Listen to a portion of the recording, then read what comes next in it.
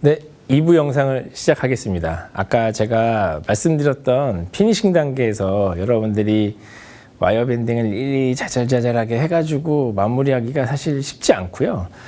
저 역시 마찬가지예요. 네, 왜냐면 뭐 제가 환자가 많은 건 아니지만, 네, 뭐 환자분들 기다리시는데 예전에 저 수련회 때는 뭐 1시간에 1명 보고 그랬거든요. 그러니까 시간이 많으니까 뭐 밴딩 다 일일이 다 해가지고 세팅하고 그렇게 했는데 요즘에는 이제 그런 물리적인 시간이 없으니까 저 역시 마지막 피니싱 단계에서 조금 아쉬운 부분이 있을 때는 저는 투명 교정 장치를 많이 활용하는 편입니다. 여러분들 꼭 뭐 피니싱 단계가 아니라 그냥 흔히 여러분들 뭐 일반 진료 하시다가 뭐 그런 경우 있잖아요. 스페이스 약간 있고 크라우딩 심하지 않은 경우에 내가 브라켓 붙이는 거는 엄두도 안 나고 그럴 때는 활용하셔도 될 것 같아요. 네. 그리고 그 투명 교정 들어가기 전에 제가 살짝 뭐 저도 간단한 보철 치료는 하는데 흔히 우리가 보통 아이디어한 상태에서 마무리하지 않은 여러 가지 조금 그런 방법이 좀 있어서 요거까지 간단히 설명드리고 이제 들어갈게요. 제가 지난번 영상에서도 항상 말씀드렸지만 교정치료 목표가 클래스 1 교합을 달성하는 건 절대 아닙니다. 왜냐면 환자에 따라서는 클래스 2로 마무리를 해야 더 좋아하는 케이스도 많아요. 여러분들 보시면은 상악은 크라우딩이 많고 하악은 크라우딩이 거의 없는 상태에서 오버젯이 이렇게 심한 상태인데 예를 들어서 발치를 위아래를 같이 하게 되면은 마지막에 끝났을 때 이 오버젯이 그대로 남게 돼요. 그래서 이런 경우 같은 경우는 상악만 편악 발치를 하고 하악은 발치를 하지 않는 경우가 있습니다. 그래서 이 상태를 디테일하게 마무리하면 구치붓기가 클래스 2로 끝나요. 이거 뭐 잘못된 거 아닙니다. 네. 이 환자분도 보시면은 오버젯이 크고 비슷한 이유로 제가 상악을 4번만 뽑고 하악은 발치하지 않았습니다. 그렇게 해서 이렇게 마무리하면 구치붓기는 클래스 2 키로 마무리가 되지만 교합은 이게 훨씬 좋게 되는 거고 이렇게 마무리가 될 수 있다는 거 여러분들 항상 알고 계시고요. 제가 얼마 전에 뵀던 환자분인데 50대 초반 여성분이었는데 사진 찍는 걸 극도로 싫어하세요. 왜냐면 본인이 엑스레이 보시면 아시겠지만 그 주걱턱이 엄청 심했던 분이에요. 그래서 자신감도 되게 떨어져 있으시고 자존감도 되게 낮고 사진 찍는 거 무조건 싫고 자기는 코로나 시대가 너무 좋다는 거야. 마스크 끼고 다녀서. 근데 보시면 상악에 비해서 하악이 이렇게 많이 나와 있는 상태인데 이분의 평생 고민은 뭐였냐면 수술할 타이밍은 이제 자기가 너무 놓치고 이거 어떻게 달리 해결할 방법이 없으니까 이거 어떻게 해야 되냐 해가지고 한번 찾아오셨는데 제가 어떻게 말씀드렸냐면 이거 원래 당연히 악교정 수술해야 되는 케이스다. 근데 이거 해결할 방법 진짜 없다. 근데 이분 입장에서는 나 지금 내가 나이 50에 양악수술을 어떻게 할 거며 여러 가지 안 되는 이유만을 저한테 말씀해 주시니까 저도 지금 머리를 막 쓰다가 어떻게 결정을 했냐면 이거 사실은 되게 좋은 방법은 아닌데 원하신다니 제가 하악은 발치를 해서 하악지하를 조금 최대한 리트랙션을 해보고 그 발치 공간을 다 닫으면 안 된다. 그러면 엣지 또 엣지 정도까지 제가 리트랙션을 한 다음에 그 공간이 되게 좁을 테니 임플란트나 이런 건 안 되고 그냥 브릿지 같은 걸 한번 해보시지 않겠냐. 그래서 제가 모델상에서 작업을 해서 다 해서 보여드렸어요. 그러니까 요 정도면 자기가 해보겠다 해가지고 한 케이스인데 여러분들도 일반 진료 하시다 보면은 이런 분들 가끔 만나실 수 있거든요. 그래서 그건 제가 소개시켜 드리려고 하고 제가 사진을 찍었으면 좋겠는데 이분이 너무 사진 찍기 싫어하셔가지고 요 정도만. 그래서 어떻게 계획했냐면 하악 4번 발치하고 그 발치 공간을 제가 넣기로 했어요. 네. 그래서 여기 보시면은 왼쪽은 초진 사진이고요. 두 번째 오른쪽은 제가 발치를 해가지고 발치 공간을 다 닫지 않았죠. 그렇죠? 약간 남아있어요. 왜 그랬냐면 엣지 또 엣지까지만 제가 리트랙션을 한 거예요. 그리고 오른쪽 사진 보시면 그 파닉이 엄청 작지만 요거 보철물로 이렇게 브릿지로 해서 마무리했습니다. 환자분은 엄청 만족하세요. 네. 여기 보시면 막 갑자기 없던 보철물들이 많이 늘어났지만 이분은 외모적으로 엄청 많은 개선이 됐기 때문에 수술하지 않고 이게 정상적인 방법은 아니지만 이렇게 여러분들이 교정을 살짝 접목하시면 훨씬 많은 여러 가지 케이스를 보실 수 있을 겁니다.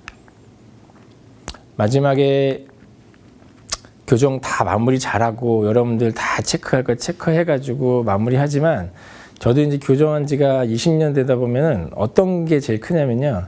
사실 릴랩스 돼서 오시는 분들이 종종 있어요. 그러니까 이분들을 어떻게 매니지하고 해야 될지, 그리고 뭐 오래되다 보면은 뭐 안쪽에 붙여 있는 그 링구얼 본디드 리테이너, 뭐 보통 우리가 흔히 얘기하는 뭐 3-2-3라고 하고 뭐 뒤에다가 와이어를 이렇게 붙여놓은 리테이너들이 시간이 지나면 마모도 되고 떨어지고 하면서 환자분들은 떨어지는지도 모르고 미세하게 또 릴랩스 되고 하면은 그런 스트레스가 요즘에 저한테는 조금 교정 환자 볼 때 조금 있거든요. 그래서 이런 것들은 어떻게 해결해야 될지 저도 그래서 고민하다가 제가 이따 말씀드릴 투명 교정 방법으로 저는 마무리를 해드리고 있어요. 그래서 여러분들 보시면은 이건 뭐 제 의견이 아니라 논문에 나와 있는 건데 이 교정 퀄리티가 잘 해서 좋게 끝났다고 해도 나중에 유지가 좋을 거라는 보장은 사실 없고요. 그 다음에 특히 하악 같은 경우에 크라우딩이 심한 경우에는 릴랩스가 될 가능성도 크다는 건 알고 계시고,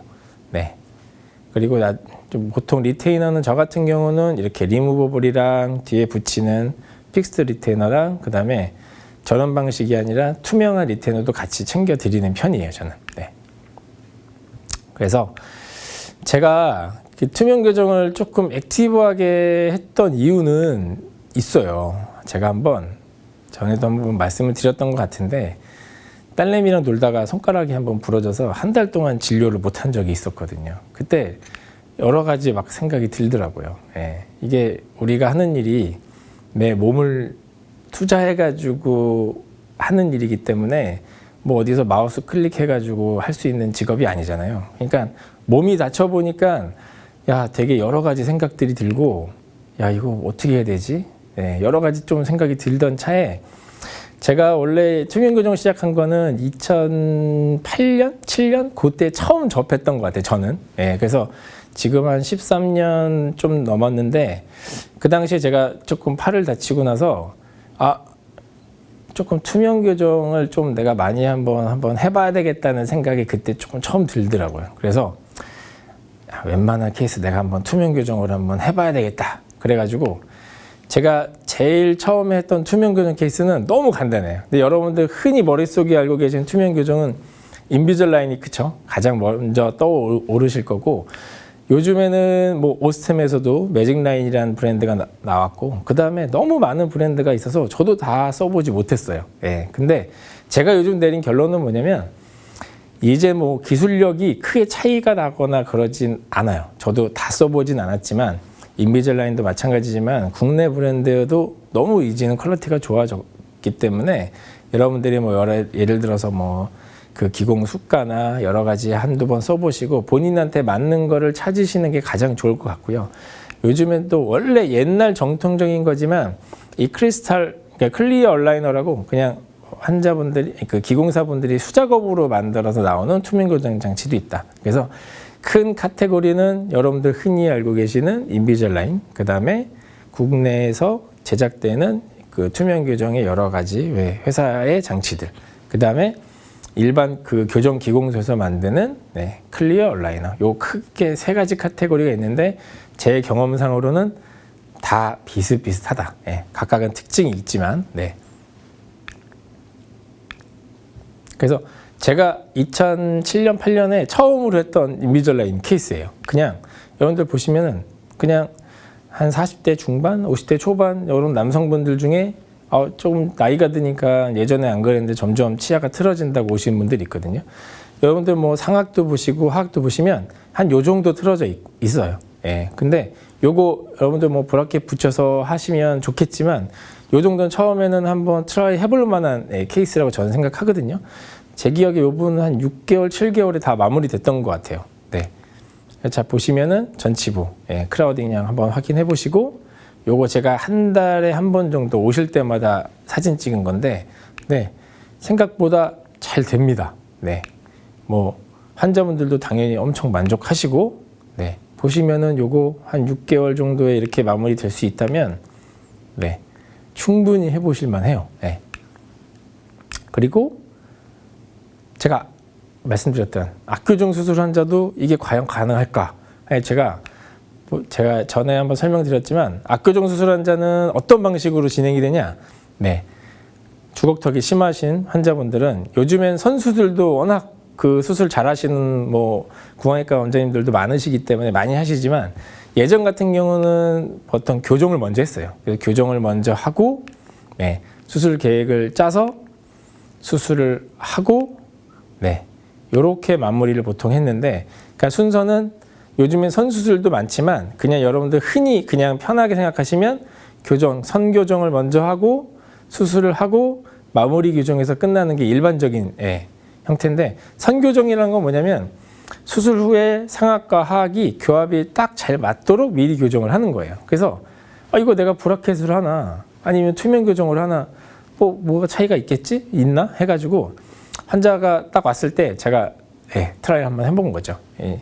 고등학생 여자였는데 이제 성장이 다 끝났고 악교정 수술을 하러 왔는데 제가 제안을 했어요. 야, 브라켓 붙일 수도 있는데 요거 한번 또 요즘에 이렇게 투명한 장치가 있으니까 네가 협조만 잘해주면 이거 충분히 될 거다, 예, 해가지고 했던 케이스고, 그런데 보시면은, 네, 수술을 결정했고요.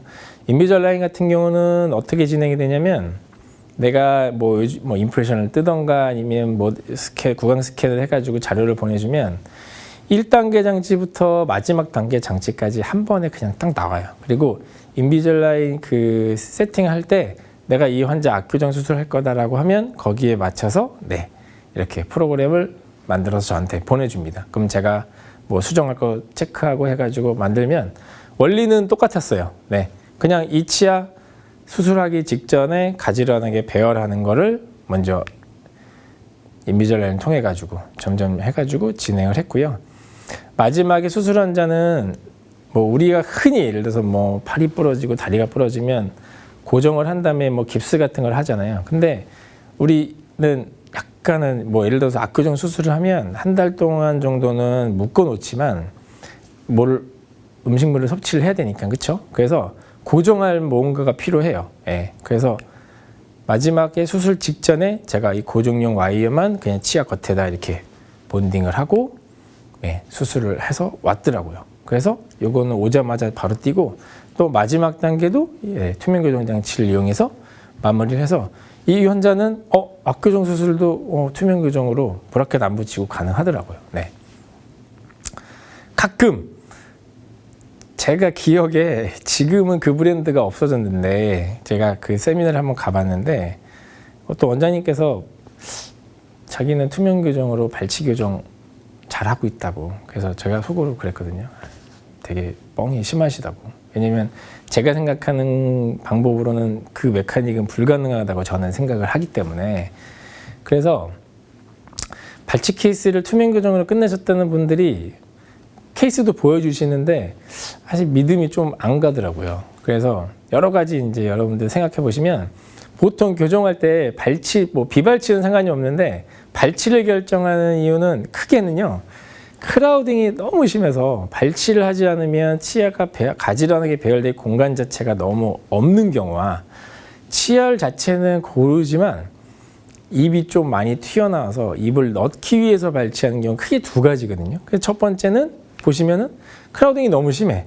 요거는 그냥 뭐 입이 돌출이 심하거나 이런 차원이 아니라 치열을 가지런하게 배열하기 위해서 발치를 하는 경우가 첫 번째가 있고, 두 번째는, 네, 그냥 내가 입이 너무 많이 튀어나와가지고 입을 넣기 위해서 발치하는 경우가 있습니다. 그래서 저도 아까 말씀드린 것처럼 손이 또 언제 다칠지 모르기 때문에 모든 케이스를 저는 웬만하면 한번 투명 교정으로 해보려고 시도를 한번 했었어요. 그래서 과연 될까? 근데 요 생각을 했죠.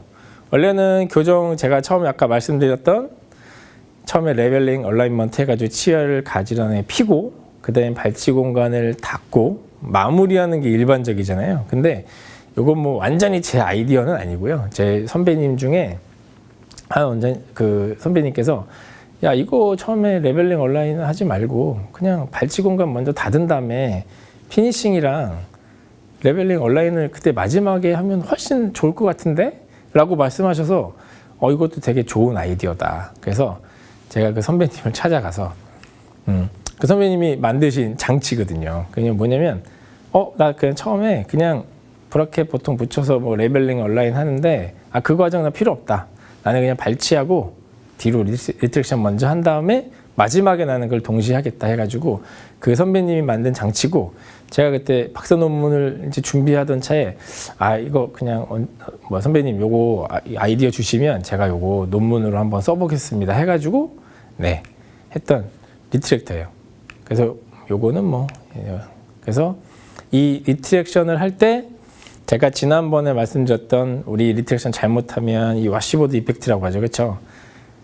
내가 크라운은 뒤로 당기는데 루트가 이렇게 밖으로 나오는 경우가 있기 때문에 토크 컨트롤을 되게 잘하면서 리트랙션을 해야 된다고 말씀을 드렸었고 그거를 그 선배님께서 보완해 주신 장치예요. 그래서 제가 유한요소법으로 어떻게 예를 들어서 뒤로 당길 때 미니 임플란트를 어디다 싣는 게 가장 바딜리한 무브먼트를 도모할 수 있을까? 그거를 한번 연구한 거고 모델상에서도 만들어보고 그래서 저한테는 이제 딱 적정한 환자가 딱 등장했죠. 네, 점점 앞니가 튀어나오고 있대요. 그래서 발치를 해야 되는 케이스니까. 그래서 전치부가 오픈바이트가 너무 심해요. 그래서 제가 지난번에 말씀드렸지만 오히려 오픈바이트가 심한 경우는 리트렉션 하기가 너무 좋거든요. 토크 컨트롤을 고민할 그 여러 가지 팩터가 조금 적기 때문에 그래서 제가 마침 그때 그래서 이 환자한테 얘기했죠. 내가 라비알로 하는 비용에 똑같이 해가지고 내가 링구얼로 해주겠다. 이 환자 뭐 완전 땡큐고. 그래서 팔레탈 쪽이랑 그 다음에 하악 안쪽에 미니 임플란트를 2개씩 심고 아까 그 리트랙터를 본딩을 해가지고 처음에 레벨링 얼라이먼트 안 했습니다. 그냥 있는 상태로 그냥 당기기만 했어요. 이거는 그냥 계속 당기면 쭉쭉 오니까 이렇게 모델상에서 만들고 치아에다 본딩을 하고 그래서 발치 공간 다 붙이고 나서 마지막 단계만 제가 투명 교정으로 마무리를 했던 케이스예요. 환자분은 뭐 입 들어가고 훨씬 더 이뻐지니까 당연히 좋아하셨고요. 여러분들 투명 교정이 뭐 최근에 조금 이슈도 있었고요. 그래서 되게 불신하시는 분들 있고 흔히 교정 원장님들 중에는 뭐 이거 로테이션 잘 안 된다, 뭐 익스트루전도 잘 힘들다 그래가지고 되게 불신하시는 원장님들 의외로 많아요. 특히 교정 원장님 중에도. 그래서 저도 처음에 당연히 불신했고요. 저게 되겠나? 근데 조금씩 해보니까 그냥 여러분들 보통 일반 진료 하시면서 간단하게 요거 내가 브라켓 붙이기 조금 겁나고 애매하고 하는 케이스에서는 요거 한번 도전해 보시면 훨씬 여러 가지 진료에서 영역을 확장시킬 수 있으실 것 같아요. 여러분들 그동안 3회에 걸쳐서 이 부족한 강의 들어주셔서 너무 감사드리고 뭐 기회가 또 될지 모르겠지만 또 다음에 기회가 되면 또 그때 뵙겠습니다. 감사합니다.